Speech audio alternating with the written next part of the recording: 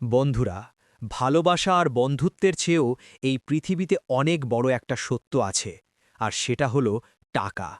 মাঝে মধ্যে জীবনের সবচেয়ে কাছের সম্পর্কগুলো মুহূর্তেই ছাই হয়ে যায় একটা বিষাক্ত অপমানের আঘাতে। আর সেই অপমানের মূল কারণ যখন হয় ধনী আর গরিবের দেওয়াল, ঠিক তখনই জন্ম নেয় এক ভয়ঙ্কর প্রতিজ্ঞা। মনে রাখবেন, গরিব হয়ে জন্মানোটা আপনার হাতে নেই, ওটা অপরাধ নয়। কিন্তু গরিব হয়েই এই পৃথিবী থেকে বিদায় নেওয়াটা আপনার জীবনের সবচেয়ে বড় অপরাধ। সেদিনও ঠিক তেমনটাই ঘটেছিল। এক ধনী বাবার অহংকারী মেয়ে তার বন্ধুকে সবার সামনে টেনে হিচড়ে অপমান করে বলেছিল, নিজেকে আয়নায় দেখেছিস কোনোদিন? তোর মতো এক ভিখারির ৭ জন্ম লেগে যাবে আমার ১ মাসের হাত খরচের টাকা জোগাড় করতে। লজ্জা করে না আমাকে ভালোবাসার কথা বলতে? সবার সামনে পাওয়া এই প্রচণ্ড ঘৃণা আর ধিক্কার ছেলেটি মুখ বুজে সহ্য করেছিল ঠিকই, কিন্তু তার ভেতরে তখন এক আগ্নেয়গিরি জন্ম নিচ্ছিল। সেই অপমানের পর ছেলেটি যা করেছিল তা শুনলে আপনার বুক কেঁপে উঠবে। সে কি প্রতিশোধ নিয়েছিল, নাকি নিজেকে শেষ করে দিয়েছিল? পুরো গল্পটি আজ আপনাদের জন্য। আমি চাই আপনি শেষ পর্যন্ত গল্পটি শুনুন, কারণ শেষে আমি আপনাদের কাছে একটি উত্তর চাইব। সব পাওয়ার পর ছেলেটি যা করেছিল সেটা কি ঠিক ছিল নাকি ভুল? গল্পের মূল অংশে যাওয়ার আগে আপনাদের কাছে একটি ছোট্ট অনুরোধ। এরকম জীবন বদলে দেওয়া বাস্তবধর্মী গল্প নিয়মিত শুনতে আমাদের চ্যানেলটি এখনই সাবস্ক্রাইব করে পাশে থাকা বেল আইকনটি বাজিয়ে দিন। আপনার একটি সাবস্ক্রাইব আমাদের নতুন ভিডিও বানাতে অনেক উৎসাহ দেয়। চলুন শুরু করা যাক আজকের সেই হাড় হিম করা কাহিনী। চেন্নাই শহরের উপকণ্ঠে একটা বিলাসবহুল বাড়ি। বাড়ির ভেতরে বসে রয়েছেন খান গ্রুপ অফ ইন্ডাস্ট্রিজের কর্ণধার রাফসান খান। তার টেবিলের সামনে একটা কফির কাপ এবং একটা ল্যাপটপ রয়েছে। সন্ধেবেলায় বৃষ্টি হচ্ছে। কফির কাপটা হাতে নিয়ে রাফসান খান ল্যাপটপটা খুলল। ইনবক্সে একটা নতুন মেইল এসেছে। তাতে লেখা রয়েছে, আজ থেকে ২৫ বছর আগের বন্ধুরা মিলে সেই পুরনো স্কুলে একটা পুনর্মিলন অনুষ্ঠানের আয়োজন করেছে। স্থান সানরাইজ স্কুল, অডিটোরিয়াম। তারিখ আগামী শনিবার। রাফসান খানের বুকের ভেতরে যেন মোচড় দিয়ে উঠল। ২৫ বছর একটা অর্থ ভুলে যাওয়া নাম আবার ফিরে এলো তার মনের পর্দায়। তার চোখের সামনে ভেসে উঠল একটা খোলা জানালার পাশে দাঁড়িয়ে থাকা কিশোরী, সাদা ইউনিফর্ম, খোলা চুল বাতাসে উড়ছে। তার হাসি যেন পুরো দুনিয়াকে আলোয় ভরে দিত। রাফসান খান ধীরে কফির কাপে চুমুক দিল। ঠোঁটের কোণে হালকা হাসি, কিন্তু চোখের কোণে জমে থাকা বিষাদের ছায়া আরও ঘন হয়ে এলো। রাফসান খান এখন শহরের বড় মানুষ। গাড়ি, বাড়ি, নাম, সম্মান সবই আছে তার কাছে। কিন্তু রাত্রে ঘুমোতে গেলে এখনও একটাই প্রশ্ন তার বুক চেপে ধরে। যে আমাকে একদিন সবার সামনে ছোট করেছিল, সে কি আজও আমাকে মনে রেখেছে? অবশ্য সে লাগ করে না। রাফসান খান জানে, জীবনের কিছু কষ্ট মানুষকে পুড়িয়ে নয়, পরিশুদ্ধ করে দেয়। রাত গভীর হল। রাফসান খান পুরনো অ্যালবাম খুলল। একটা ছবি বার করল। তাদের স্কুলের শেষ সাংস্কৃতিক অনুষ্ঠানের দলগত একটা ছবি। ছবির কোণে দাঁড়ানো সে নিজে, পাতলা শরীর, চোখে কাঁচা কৌতূহল, আর মাঝখানে রাইসা হেসে তাকিয়ে আছে ক্যামেরার দিকে। রাফসান খান ছবিটার দিকে তাকিয়ে রইল অনেকক্ষণ। তারপর চোখ বন্ধ করে হারিয়ে গেল পুরনো স্মৃতির অন্তরালে। সময়টা ১৯৯০ সাল। ছোট্ট শহর চেন্নাইয়ের এক প্রান্ত। এখানে জীবন চলে ধীরে, যেন প্রতিটি দিনই একটু রোদ, একটু ছায়া, একটু মুগ্ধতা লুকিয়ে থাকে। সেই শহরেই এক কোণে ছিল সানরাইজ হাই স্কুল। প্রতিদিন সকালে ঘণ্টার আওয়াজে ছেলেমেয়েরা ছুটে আসত মাঠের দিকে। কেউ হাসছে, কেউ ঝগড়া করছে, কেউ ব্যাগ টেনে দৌড়াচ্ছে। কিন্তু ভিড়ের মধ্যে একটা ছেলেকে সব সময় আলাদা করে চেনা যেত, রাফসান খান। চোখে কালো প্রেমের চশমা, চুলে হাওয়ার ছোঁয়া, আর মুখে চুপচাপ একটা হাসি। ওর বন্ধু কম, কিন্তু বইয়ের সঙ্গে ওর বন্ধুত্ব গভীর। ওর মা বলতো, রাফসান খান, একটু বাইরে খেলতে জানা। রাফসান খান হেসে বলতো, বাইরে গেলে পড়া হবে না মা। রাফসান খান তখন থেকেই বইয়ের পাগল। একটা পুরনো ক্যামেরা আছে তার, বাবার দেওয়া। বাবা পোস্ট অফিসে কাজ করতেন। সংসারে টানাটানি, কিন্তু ছেলেকে একদিন বড় অফিসার হবার স্বপ্ন দেখতেন। একদিন স্কুলে একটা অনুষ্ঠান হবে বলে খবর এলো। সবাই ব্যস্ত। শিক্ষকরা নাম নিচ্ছেন কে কে অংশ নেবে। রাইসা, তুমি গান গাইবে? ম্যাডাম জিজ্ঞেস করলেন।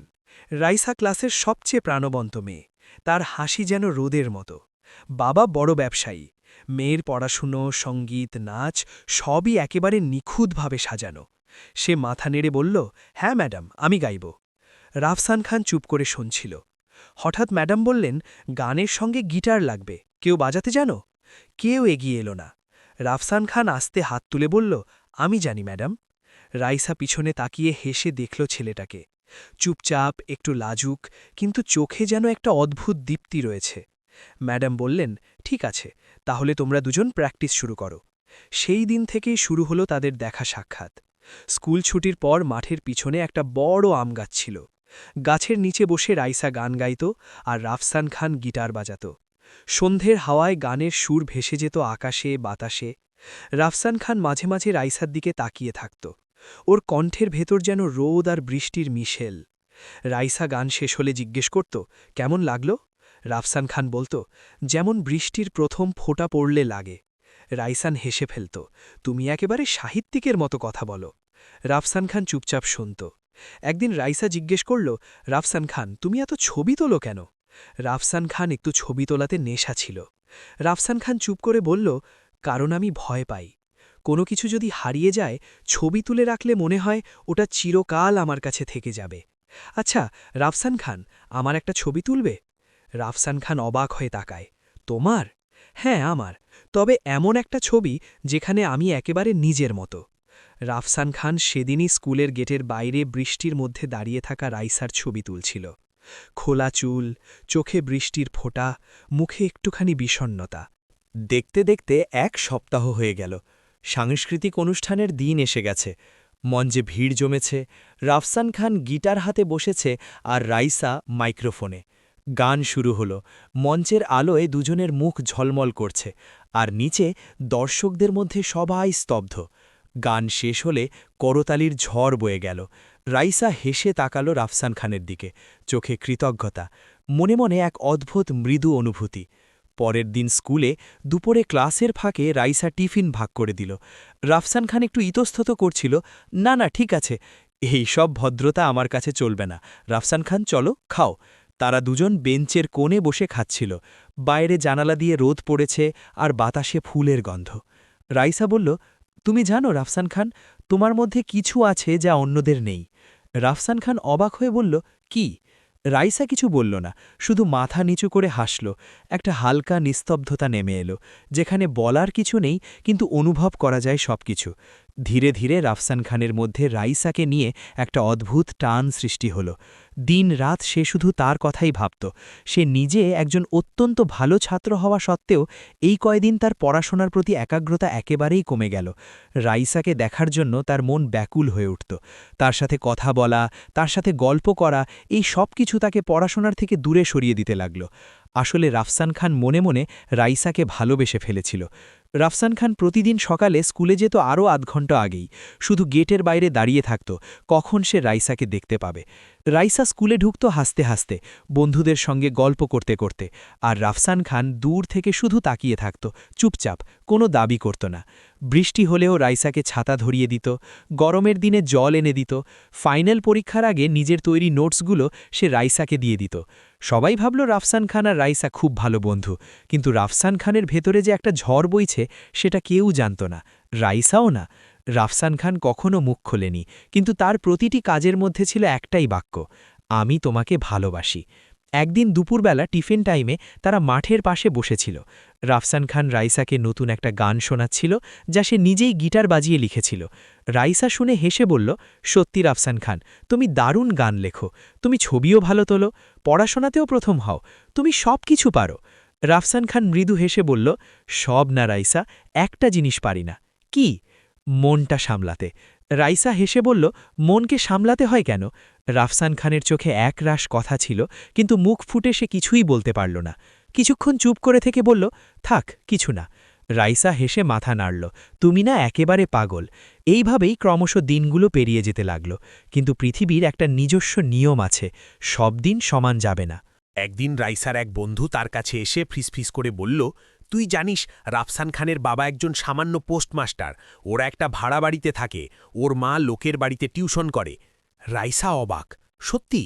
হ্যাঁ রে, আমি শুনেছি ওরা নাকি খুবই গরিব, ওর গিটারটাও পুরনো, ওর বাবার এক বন্ধুর দেওয়া। রাইসার মুখ থমতে গেল, তার চোখে হালকা এক অস্বস্তি নেমে এলো।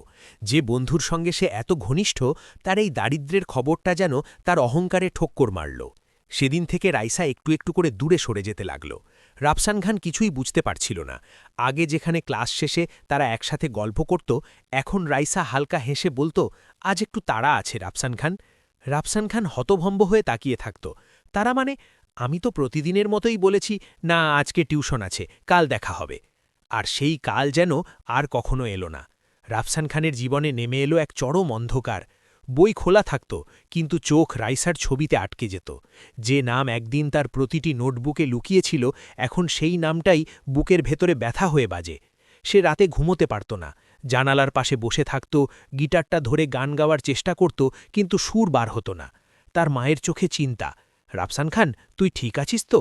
রাফসান খান মিথ্যে হাসত, হ্যাঁ মা, ভালো আছি। কিন্তু ভেতরে ভেতরে সে একেবারেই ভেঙে পড়েছিল। অবশেষে একদিন সে স্থির করল, আর নয়, আজই বলবে রাইসাকে তার মনের কথা, যেভাবেই হোক, অন্তত সে জানুক। সেদিন বিকেলবেলায় স্কুলে ফাঁকা ক্লাসরুমে ঢুকল রাফসান খান, হাতে একটা ছোট্ট উপহার, একটা কাঠের ফ্রেমে তার তোলা রাইসার সেই বৃষ্টির দিনের ছবিটা। রাইসা তখন বন্ধুদের সঙ্গে হাসাহাসি করছিল। রাফসান খান এগিয়ে গিয়ে বলল, রাইসা, একটু কথা ছিল। রাইসা বিরক্ত মুখে বলল, কি ব্যাপার রাফসান খান? পরে বলবে না এখনই দরকার? 1 মিনিটের মতো লাগবে। সবাই তাকিয়ে আছে। রাফসান খানের গলা কাঁপছে। আমি তোমার জন্য একটা ছবি তুলেছিলাম, আমি আসলে। রাইসা ঠান্ডা গলায় বলল, রাফসান খান তুমি কি বলতে চাও? রাফসান খানের চোখে জল টলমল করছে, তবু সাহস করে বলল, রাইসা, আমি তোমাকে ভালোবাসি। এই কথা শুনে পুরো ক্লাসরুম স্তব্ধ হয়ে গেল। রাইসাও স্তব্ধ। তারপর হঠাৎ করে হো হো করে হেসে উঠল। কি বললে? ভালোবাসো? পিছন থেকে তার এক বান্ধবী বলে উঠল, দেখলিস তো রাইসা, তোকে বলেছিলাম না, কুকুরকে বেশি লাই দিস না, না হলে তোর মাথায় উঠে যাবে। এই কথা শোনার পর রাফসান খানের শরীর ঠান্ডা হয়ে গেল। রাইসা দাঁড়িয়ে বলল, তুমি জানো আমার বাবা কে? এই শহরের একজন বিখ্যাত স্বর্ণ ব্যবসায়ী। আমার 1 মাসের হাত খরচের টাকায় তোমার 7 পুরুষ ঘরে বসে খাবে। তুমি কি করে ভাবলে তোমার মতো গরিবের প্রেমে আমি পড়ব? চারপাশে ছেলেমেয়েরা থ মেরে দাঁড়িয়ে আছে, কেউ কেউ মুখে চাপা দিয়ে হাসছে।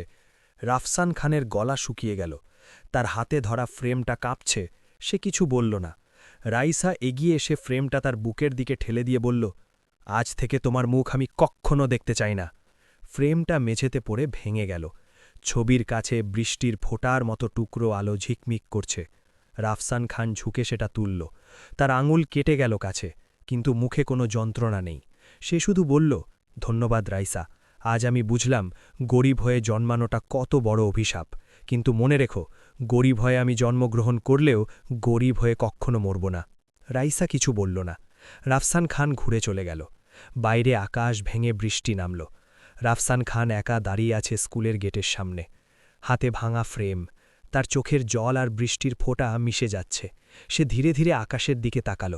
হে ঈশ্বর, আমায় শক্তি দাও, আমায় বাঁচতে দাও। আমি একদিন ঠিক প্রমাণ করব একজন ভিখারির ছেলেরও স্বপ্ন থাকে। সেই দিন স্কুলের গেট থেকে যে ছেলেটা ভিজে গিয়েছিল বৃষ্টিতে, তার নাম ছিল রাফসান খান। কিন্তু বৃষ্টির সঙ্গে সঙ্গে তার নাম, তার সত্তা, তার পৃথিবী বদলে যাচ্ছিল। সেদিন রাতেই সে ঘরে ফিরে চুপ করে বসেছিল। মা চা এনে দিলেন, কিছু বলেননি। বাবা চুপচাপ পাশে বসে রেলওয়ের খাম সাজাচ্ছিলেন। রাফসান খানকে চুপ করে পাশে বসে থাকতে দেখে জিজ্ঞেস করলেন, কি হয়েছে রে রাফসান খান, আজ এত চুপচাপ কেন? রাফসান খান মাথা নিচু করে ধীরে ধীরে বলল, বাবা, গরিব হয়ে জন্মানোটা কি আমার অপরাধ? তার বাবার বুঝতে বাকি রইল না রাফসান খান একটা হয়েছে। তিনি বললেন, না বাবা, গরিব হয়ে জন্মানোটা অপরাধ নয়, বরং গরিব হয়ে মৃত্যুটা অপরাধ। তার বাবা বললেন, রাফসান খান, তুই জীবনে এমন বড় হবি যাতে করে আকাশটাও তোর কাছে ছোট লাগে। রাফসান খানের পরিবার তখন ভীষণ কষ্টে।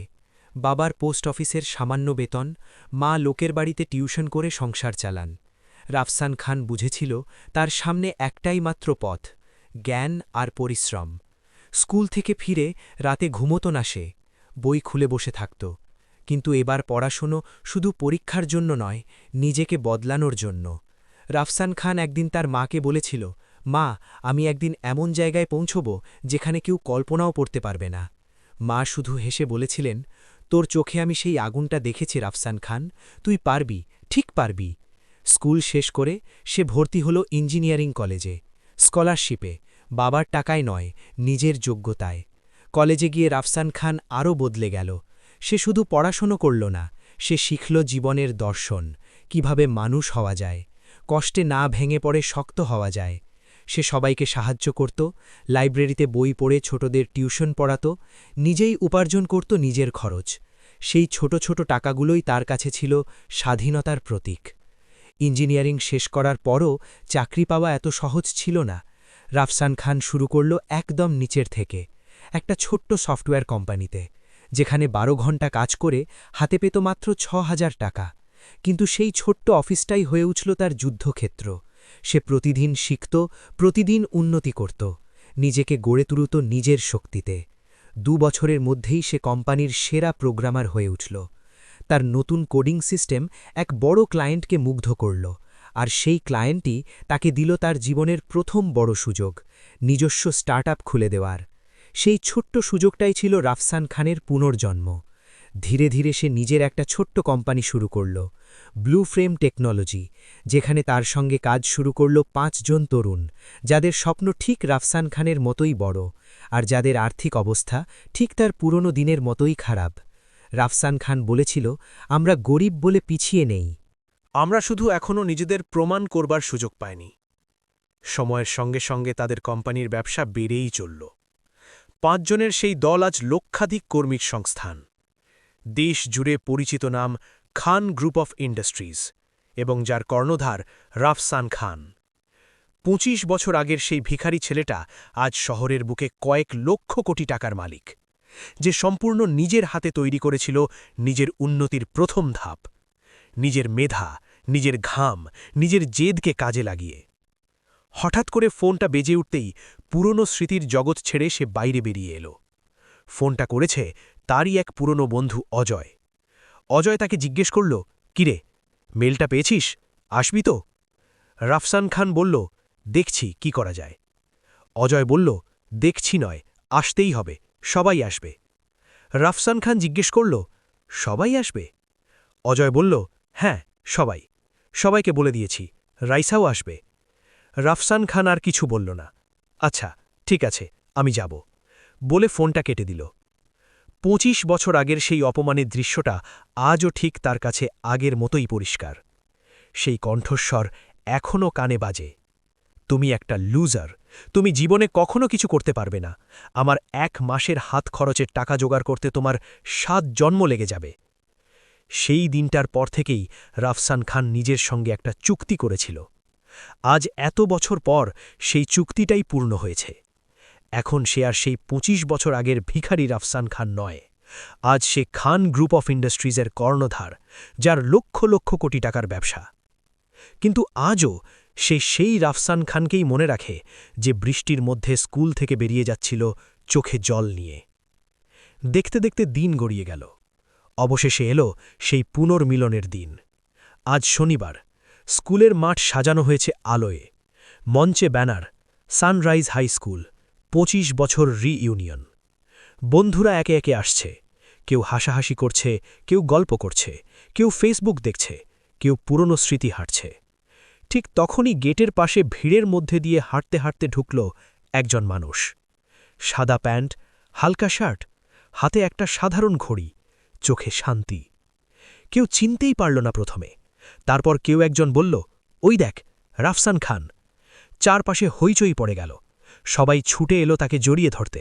বাহ, কেমন আছিস রে রাফসান খান, তুই তো সেই আগের মতনই রয়ে গেলি রে, একেবারেই চেঞ্জ হসনি।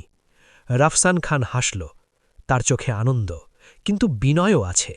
কেউ জানে না স্কুল গেটের বাইরে তার ৫০টা মার্সিডিজ বেঞ্জ গাড়ি দাঁড়িয়ে রয়েছে।